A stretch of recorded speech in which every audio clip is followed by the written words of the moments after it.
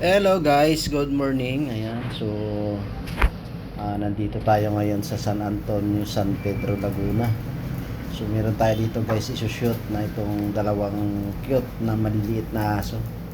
So ito pala guys, crossbreed ang ating isushoot ngayon.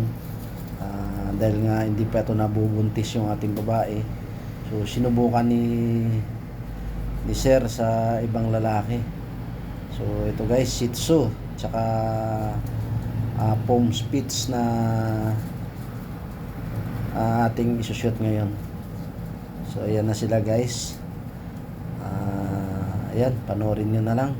So shout out sa mga taga San Antonio. Ayan. Tsaka sa mga taga San Pedro. Tsaka siyempre sa ating mga viewers na rin. Tsaka sa ating mga subscriber. Ayan, maraming salamat sa suporta at tiwala nyo. So ito na nga guys, ayan, na-shoot na natin. So nag-lock din yan. Ayan. So babayaan na lang natin sila dyan hanggang sa matapos na. Ayan. So ayan ulit guys. Siyempre si Macnil guys nagpapasalamat talaga ng marami. Ayan. Tiwala at suporta talaga sa aking YouTube channel. Ayan. So itong mga nakaraang araw guys, na busy tayo sa ating doon tayo nag-focus sa ating pet grooming salon dito sa King Neil. Ayan, so bihira na lang tayo nakakapag-shoot ng mga alaga yung aso.